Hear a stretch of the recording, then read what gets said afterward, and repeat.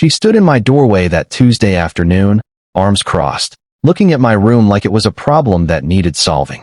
"George," she said, using that voice that pretended to be sweet but had edges sharp enough to cut. "This room is just full of clutter. We really need the storage space."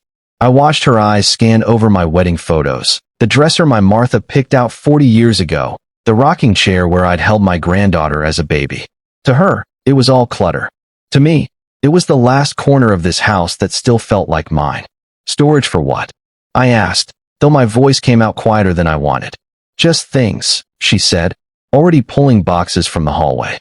"Holiday decorations, extra linens. You understand." I understood perfectly.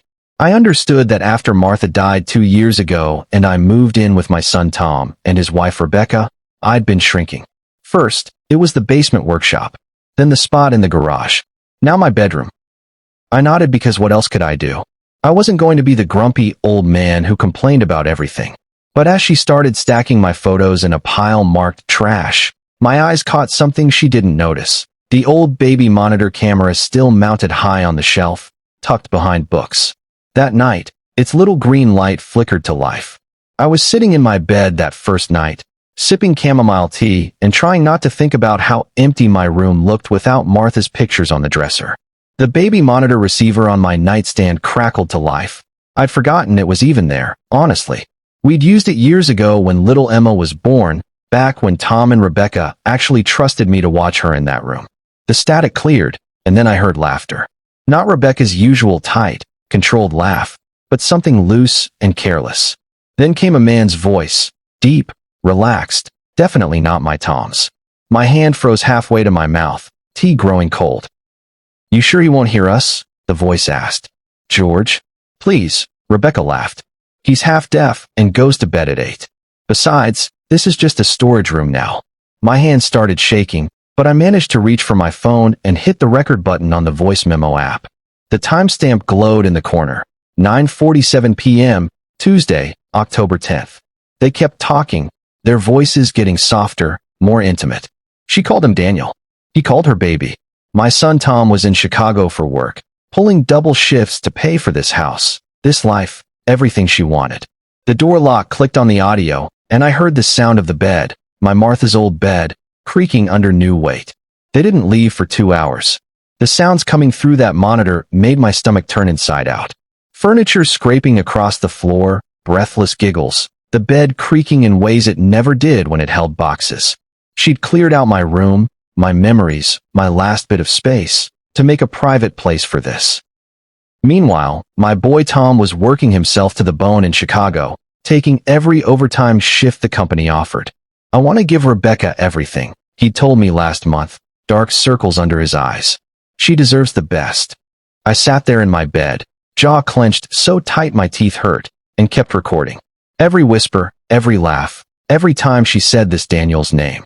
She said it a lot. "Daniel this, Daniel that. Daniel, you're so much more exciting than Tom." The worst part was how comfortable they sounded, like this wasn't their first time. Like my room, my Martha's room, had become their regular meeting spot. "Same time Thursday," Daniel asked as I heard them getting dressed. "Tom's gone until Friday," she answered. "We have all the time in the world." I saved the recording, labeled it clearly. October 10th, 9:47 p.m. to 11:52 p.m., Rebecca and Daniel. My hands were steady now. Anger does that sometimes. Makes you sharp when sadness would make you weak.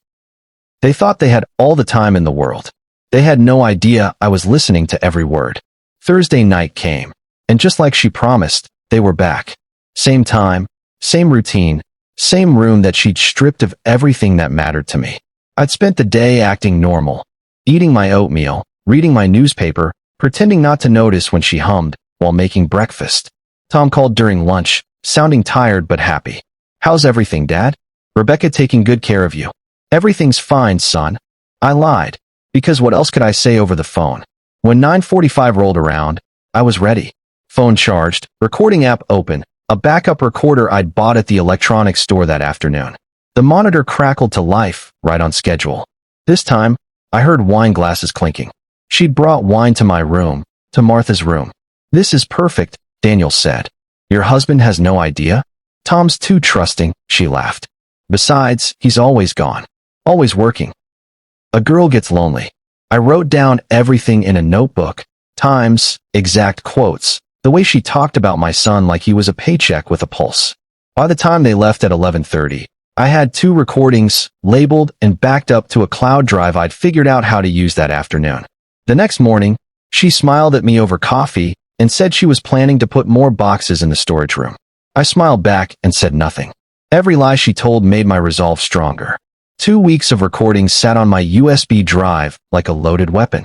14 nights of evidence while Tom worked himself sick in Chicago. I documented everything. Dates, times, names, even the pet names they called each other that made my skin crawl. But anger without a plan is just noise. I needed the right moment, the right audience. That's when I saw it on the kitchen calendar. Rebecca's 30th birthday party, November 18th. She'd been planning it for months, inviting everyone who mattered to her. Tom's colleagues, her parents from Florida, the neighbors, her church friends. 40 people who thought she was the perfect wife. George, she said that morning, not even looking up from her party planning notebook. I'm thinking of having someone do a photo slideshow for the party. You know, childhood pictures, wedding photos, that sort of thing.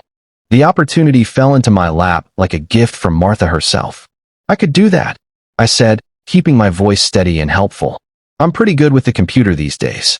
She actually looked surprised, then pleased. Would you? That would be wonderful. She handed me a flash drive of photos and gave me access to her Google Photos account. Just make it special, you know? Something people will remember. I promised her it would be unforgettable. For once, I meant exactly what I said. I spent the next week building 2 presentations. The first was perfect, a sweet journey through Rebecca's life that would make everyone smile. Baby pictures with gap-toothed grins, high school graduation, her and Tom's wedding day where she looked like butter wouldn't melt in her mouth. I added soft music, gentle transitions, even some artistic filters.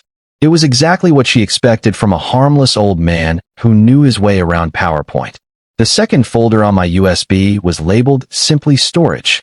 Inside were the clearest recordings, converted to video with the audio waveforms visible, timestamps burned into every frame. I'd learned to edit videos from YouTube tutorials, staying up past midnight to get everything right.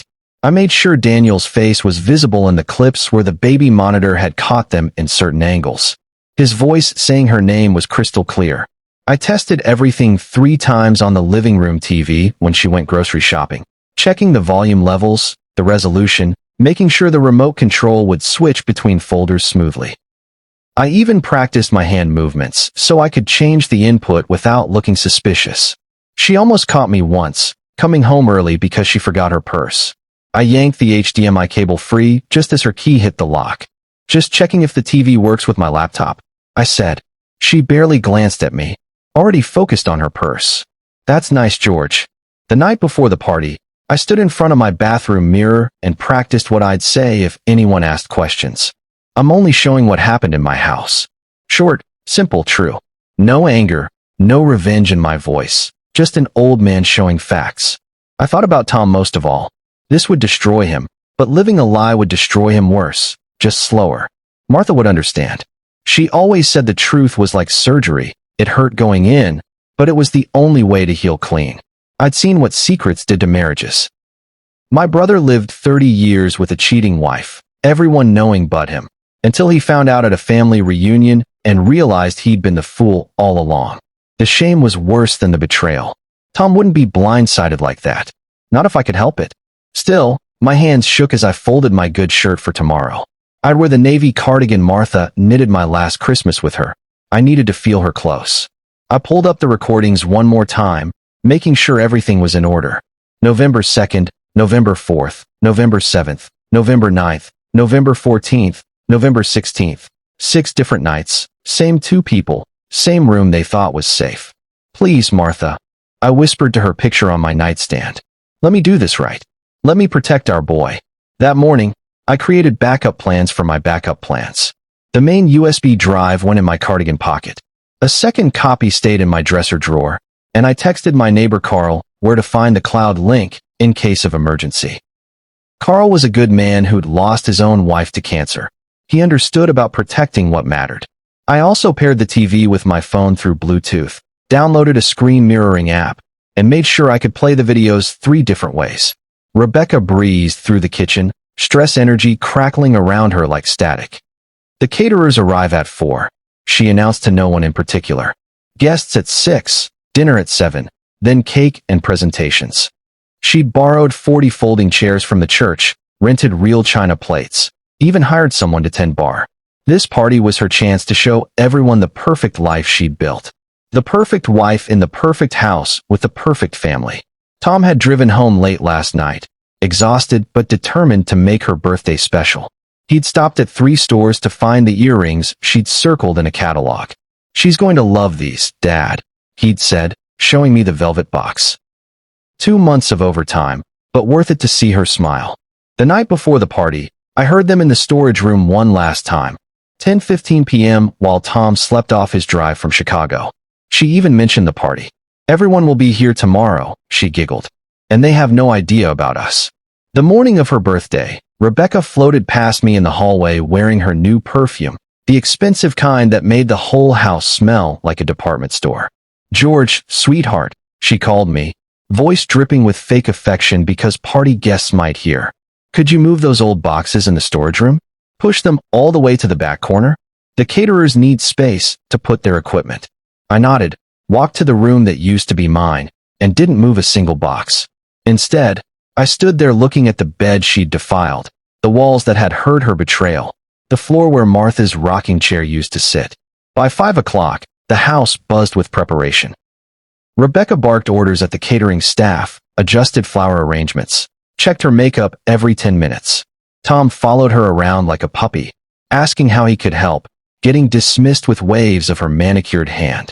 I positioned myself by the TV, checking the connections one last time.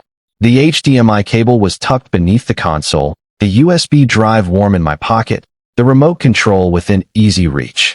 Guests started arriving at 6, her parents first, flown in from Florida, her mother gushing about how beautiful everything looked. Then came neighbors, church friends, Tom's colleagues who knew me from better days. Everyone brought cards and gifts, piling them on the table by the door. Rebecca glowed in her red dress, playing the perfect hostess. By 7, the living room hummed with 40 voices, children running between adults' legs, wine glasses catching the light from Rebecca's new chandelier. Everyone had dressed up for this. Suits and cocktail dresses, like it was a wedding instead of a birthday. Tom stood beside Rebecca, his arm around her waist, smiling the kind of smile that broke my heart because I knew it had less than an hour left to live. I noticed Rebecca had moved Martha's chair again, the one piece of furniture I'd asked to keep in the living room. She'd pushed it into the hallway closet to make room for the rental chairs. That small cruelty made what came next easier. "Everyone, attention please."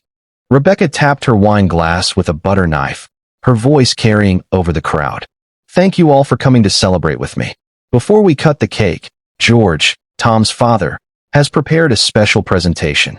She smiled at me, the kind of smile you give a useful pet. "He's been working so hard on it all week." The crowd turned toward me with polite expectation. Someone dimmed the lights. I stood up, holding the remote like a judge holds a gavel.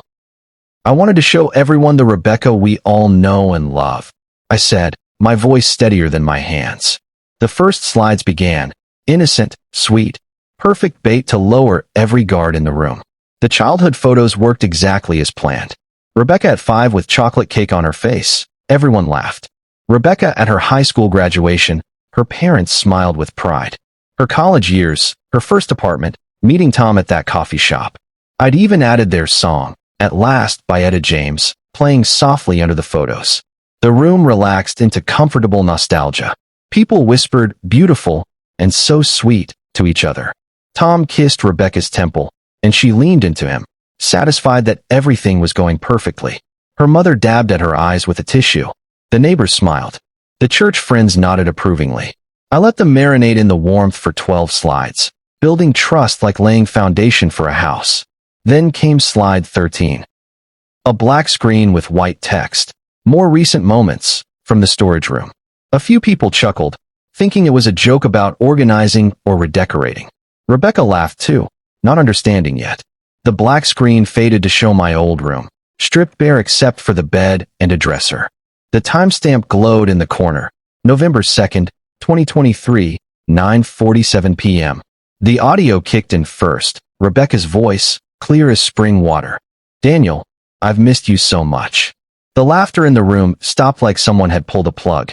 40 faces turned from the screen to Rebecca, then back to the screen. The video showed exactly what the baby monitor had captured. Everything. The silence that followed was the loudest thing I'd ever heard. It pressed against my ears, heavy and complete. On the screen, Rebecca and a man who definitely wasn't Tom were kissing in what she'd called the storage room. The date and timestamp glowed white against the dark video, impossible to deny or explain away. Someone's wine glass hit the floor and shattered, but nobody moved to clean it up. All 40 guests sat frozen, watching Rebecca run her hands through Daniel's hair, listening to her tell him how boring Tom was, how she only stayed for the house and the money. Tom's arm fell from Rebecca's waist like it had been cut. His mouth opened, but no sound came out. Rebecca's mother gasped, the kind of sound you make when you've been punched in the stomach. Her father's face went from red to white to gray in the span of 3 seconds. The video kept playing. Daniel's voice came through the speakers, asking if she was sure her husband wouldn't find out. "Tom's too stupid to notice anything." Rebecca laughed on the recording. "He just works and sleeps. Works and sleeps. Like a trained dog." I watched my son's face crumble in real time, each word hitting him like a physical blow. But I didn't stop the video. The truth had to be complete, or it wouldn't stick. The first person to make a sound was Rebecca's cousin, a sharp intake of breath that broke the spell. Then came whispers, spreading through the room like fire through dry grass. "Is this real?" "That's Rebecca's voice." "Who's Daniel?" "Oh my God." Rebecca lunged toward the TV, her red dress swirling around her legs. "Turn it off," she screamed. "Turn it off right now? This is private. You had no right." But I stepped back, keeping the remote out of her reach, and let the video play for 10 more seconds. Long enough for everyone to see Daniel's face clearly, to hear Rebecca say his full name, Daniel Morrison, and to understand this wasn't doctored or faked or misunderstood. Then I hit pause, freezing on a frame where both their faces were visible. The room erupted.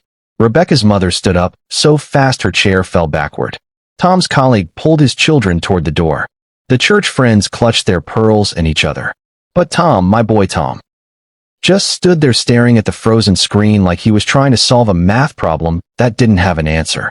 "Tommy," I said quietly, but he didn't seem to hear me. Rebecca whirled on me, her face twisted with rage. "You old bastard. You've been spying on me." "This is a mistake," Rebecca said, her voice shaking as she tried to grab the remote again. It's not what it looks like. Someone edited this. George has dementia. He doesn't know what he's doing." But her parents had seen enough. Her mother's face looked like it had aged 10 years in 10 seconds. Her father stood up slowly, his hands shaking. "Rebecca, and," he said, using her full name like he did when she was in trouble as a child. "Is this real?" "Daddy, I can explain. Is this real?" Rebecca's mouth opened and closed like a fish out of water. The whole room waited for her denial, her explanation, her excuse. But I wasn't done. I clicked the remote again, and the video resumed. "I love you, Daniel," her recorded voice said, clear as day. "I love you too, baby," Daniel replied. "When are you going to leave him?" "Soon. After I get the house in my name. Tom's dad is old. He won't last forever. Then we'll have everything." The room gasped collectively. Even I hadn't remembered that part was on this recording. Tom finally moved, turning to look at me with eyes that had gone dead. "How long?" he asked, his voice barely a whisper. "How long has this been happening, Dad?" Before Rebecca could spin another lie, I clicked to the next video. New date stamp, November 4th, 2023, 9:45 p.m. Same room, same 2 people, different clothes. The pattern was establishing itself in front of 40 witnesses. "No," Rebecca begged, but her voice had lost its power. This time, the video showed them on Martha's bed, and Rebecca was complaining about Tom again. "He bought me earrings for my birthday," she laughed on the recording. "Probably some cheap mall jewelry. Meanwhile, you know what I really want." The camera angle caught Daniel pulling out a jewelry box, the pearl necklace Rebecca had been wearing tonight. The one she'd told Tom her sister had given her. Tom's hand went to his pocket where I knew the real birthday earrings sat in their velvet box. 2 months of overtime, wasted. Please. Rebecca turned to the crowd, mascara running down her cheeks. This isn't fair. You don't understand the whole situation. We understand enough, said Mrs. Patterson from next door, gathering her purse. We understand you've been using that poor man's room for your affair while he pays your bills. The exodus began, quiet, dignified, but firm. People filed past Rebecca without looking at her, murmuring excuses about needing to leave. But I held up my hand. Please, I said. Just 1 more minute. There's something else everyone needs to hear. The room stilled again, though half the guests were already standing. I looked at each face. Neighbors who'd known Tom since he was young. Colleagues who worked alongside him. Church friends who'd prayed for this family. They deserved the whole truth. I'm only showing what happened in my house, I said, keeping my voice level and calm. For 2 weeks, while my son worked double shifts in Chicago to pay for this home, his wife turned my bedroom, my late wife's room, into her meeting place. I didn't want rumors. I didn't want gossip. I wanted truth. I clicked the remote 1 more time, showing a split screen I prepared. 6 different dates, all time-stamped, all showing Rebecca and Daniel entering the room she'd claimed was for storage. The evidence was overwhelming, undeniable, laid out like evidence in a courtroom. I recorded everything. I continued. Every night they met. Every lie they told. Every time she laughed about my son being too trusting, too stupid, too boring to notice. Rebecca's parents were crying now. Her mother's silent tears. Her father the kind of angry tears that grown men cry when they're ashamed. Tom still hadn't moved, hadn't spoken except for that one question. He stood like a statue someone had dressed in a nice suit and forgotten to bring to life. This is what she did with the room she took from me. I finished. This is why she needed the storage space. Tom finally moved. It wasn't dramatic. No thrown glasses, no shouting, no fists through walls. He simply reached into his pocket, pulled out the velvet jewelry box, and set it on the coffee table with the kind of care you use with fragile things. Then he looked at Rebecca, really looked at her, like he was seeing her for the first time. His face had closed like a door shutting, like a book ending, like a heart protecting itself from more damage. Tom, baby, please. Rebecca started toward him, but he stepped back. Not aggressively, just a single step that said everything. Don't, he said quietly. 1 word, but it carried the weight of finality. He looked around the room at the remnants of the party. The cake with her name in pink frosting, the pile of presents, the decorations she'd spent weeks planning. Then his eyes found mine. I saw no anger there, just a terrible understanding. He knew I'd done what I had to do. He knew I'd chosen the hard truth over the comfortable lie. He knew I'd protected him the only way I could. I'm going to pack a bag, he said to no one in particular. Everyone should probably leave. Rebecca tried once more, reaching for his arm, but he moved past her like she was furniture. The sound of his footsteps on the stairs was measured, steady, the walk of a man who'd made a decision and wouldn't be swayed. The room emptied in waves. First went the families with children, ushering them out before more adult drama could unfold. Then Tom's colleagues, looking embarrassed and muttering about early mornings. The church friends left in a cluster, whispering prayers and judgments in equal measure. Rebecca's parents stood frozen in place, her mother still crying, her father's face carved from stone. How could you? Her mother finally asked, but it wasn't clear if she was talking to Rebecca or to me. Rebecca had collapsed into a chair, her party dress pooling around her like spilled wine. Her makeup had run into dark streams down her cheeks. It was just, I was lonely, she tried. Tom's never here. He's always working. He's always working to pay for your life. I said, louder than I'd meant to. The house you demanded, the car you drove, the clothes you wear. He worked himself sick for you. And you. She stood up, suddenly furious again. You were always here, always watching, always judging. You and your perfect Martha, your perfect marriage. Looking down on me. My Martha, I said slowly, would have treated you like a daughter if you'd let her memory stay in this house. Instead, you threw her pictures in the trash and called them clutter. Mrs. Patterson, one of the last to leave, patted my shoulder as she passed. You did the right thing, George, she whispered. Hard, but right. As the crowd thinned to just family, Rebecca tried one last desperate card. It was just once, she said, looking at her parents rather than me. One mistake. Everyone makes mistakes. The lie hung in the air like smoke from a blown-out candle. I could have let it stand, could have let her keep that small fiction. But lies had already done enough damage in this house. Clip 1 was Tuesday, November 2nd. I said, my voice carrying the weight of fact. Clip 2 was Thursday, November 4th. Then the 7th, the 9th, the 14th, and the 16th. 6 times in 2 weeks. Rebecca. That's not a mistake. That's a pattern. The math was simple and damning. Her parents understood it immediately. This wasn't a moment of weakness, but a calculated betrayal. Her father finally spoke, his voice rough with disappointment. We're leaving, Rebecca. We'll be at the hotel. Don't contact us tonight. They walked past their daughter without another word, her mother clutching her father's arm like she might fall without it. Tom came back downstairs carrying a duffel bag, his movements automatic like he was sleepwalking. He'd changed out of his suit into jeans and the old college sweatshirt he wore when he was sick. He looked younger somehow, like the boy I'd taught to ride a bike, not the man whose marriage had just exploded in front of 40 people. Tom walked past the untouched birthday cake, past the pile of unopened presents, past his wife who was calling his name with increasing desperation. He stopped at the coffee table and picked up car keys, not looking at Rebecca, not looking at anyone except the door. The cake sat there like evidence at a crime scene, Rebecca and written in pink cursive across white frosting. 30 candles unlit. Chocolate layers that no one would eat. Someone had paid good money for that cake. Probably Tom. Probably another overtime shift converted into sugar and flour that would go in the garbage tonight. The presents would sit unopened too, whatever thoughtful gifts people had brought for the woman they thought they knew. I wondered if anyone would come back to claim them, or if they'd become donations to charity, the way everything in this house had become something different than intended. Tom paused at the door, his hand on the knob, and for a moment I thought he might turn around. Say something. Scream. Cry. Anything. But he just adjusted the bag on his shoulder and opened the door to the November night. Cold air rushed in, carrying the smell of coming winter, of endings, of change.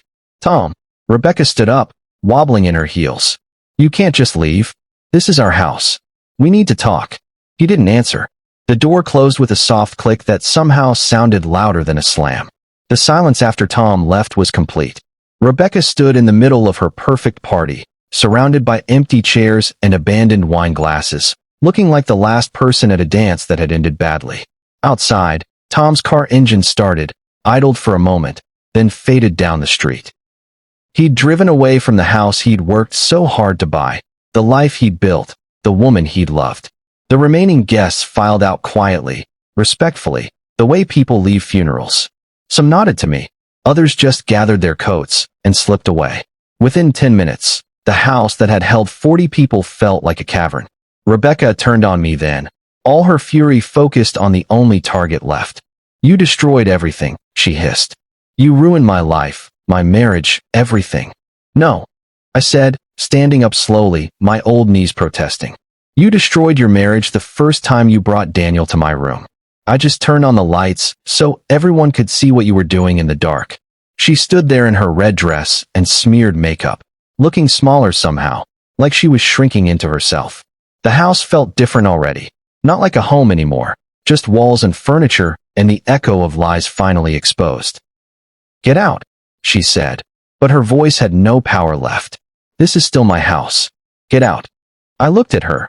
This woman who'd thrown away my son's love for excitement, who'd turned my sanctuary into her secret meeting place, who'd smiled at Tom every morning while betraying him every night he was gone. She stood there trying to summon authority she no longer had, in a house she might not keep, at a party that had become her public judgment. I didn't ruin your birthday, I said, walking toward my room. No, the storage room, though not for much longer. You ruined my son's marriage long before tonight. Every lie you told, every night you met Daniel, every time you laughed about Tom being too trusting. You built this moment yourself. He'll come back, she said, but it sounded like a question. He always comes back. He loves me. He loved who he thought you were. I corrected. That person never existed. She followed me down the hallway, her heels clicking on the hardwood Tom had installed himself last summer, working weekends to save money on contractors. What do you want? She finally asked. Money? The house? What do you want from me? The question hung between us, and I realized she truly didn't understand. Everything in her world was transactional: love for security, affection for comfort, loyalty for lifestyle. She couldn't comprehend that sometimes people acted from principle instead of profit. I wanted respect for this house, I said, stopping at the doorway to what had been my room. For my son who loves you. For the memory of my wife, whose pictures you threw away. For the space I needed to grieve and remember and exist. I looked at the bare walls where Martha's photos had hung, the empty corner where her rocking chair had sat, the bed that had become something tainted. And I wanted my room back, I added. This room where my granddaughter took her first steps, where Martha and I would sit and read to each other, where she held my hand the night before she went to the hospital for the last time.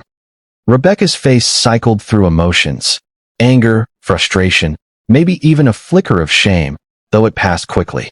It's just a room, she said. 4 walls and a floor. You're destroying lives over a room. No, I said firmly. You destroyed lives by what you chose to do in this room. By taking the one space I had left and turning it into your lie. By thinking I was too old, too weak, too grateful for shelter to stop you. The word back landed with finality. This room would be mine again, one way or another. Whether Tom divorced her, whether the house got sold, whether I had to move somewhere else entirely, I'd reclaimed my dignity, my truth, my right to exist without apology. That night, after Rebecca had locked herself in the master bedroom and the house had gone quiet, I began to restore what was mine. I pulled Martha's chair from the hallway closet, carrying it back to its spot by the window where she used to watch the sunrise. The wedding photo came out of the trash pile, and I cleaned the glass carefully before setting it on the dresser where it belonged. Each item I returned felt like a small victory, a piece of my life reclaimed from someone who'd tried to erase it. I found the USB drive with all the recordings and locked it in my dresser drawer, evidence saved, in case it was needed for lawyers or court, though I hoped Tom would just walk away clean. The baby monitor came down from its hiding spot, its work complete. I wrapped it in newspaper and put it in a box labeled Donate. Someone else might need it for its intended purpose, watching over babies instead of catching betrayals. By dawn, the room looked almost like it had before. Not exactly. Some things couldn't be undone, but close enough that I could sit in Martha's chair and feel her presence again. I pulled out my phone and texted Tom. Your room is ready whenever you need it. The house is quiet. I love you, son. He didn't respond, but the message showed as read. That was enough for now. Sometimes the best gift you can give someone is time to heal. 3 months later, I was reading the morning paper when the doorbell rang. Tom stood on the porch with boxes and a U-Haul truck parked in the driveway. He looked older but clearer somehow, like someone who'd been sick for a long time and was finally recovering. The divorce papers had been filed, the house was being sold, and Rebecca had moved back to Florida with her parents. Hey, Dad, he said simply. Need help with those boxes? I asked. We worked in comfortable silence, father and son, carrying his life back into the house piece by piece. He was taking the basement apartment, starting over, rebuilding. The wedding pictures stayed in storage, but new photos would eventually take their place. That evening, we sat in my room again, and I told him the whole story. The monitor, the recordings, the weeks of planning. He listened without judgment, understanding that love sometimes means showing people the truth, even when it hurts. I'm sorry, he said finally, for not seeing it, for not protecting you from her. You loved her, I said. That's not a crime. Being fooled by someone you trust. That happens to the best of us. The room felt peaceful now, holding 2 generations of Hayes men who'd learned that respect is earned, trust is fragile, and truth, no matter how painful, is always better than a beautiful lie. And once you've seen the truth on a screen that big, in front of that many people, you can't ever unsee it. But maybe that's the point. Maybe that's how we learn to see clearly next time.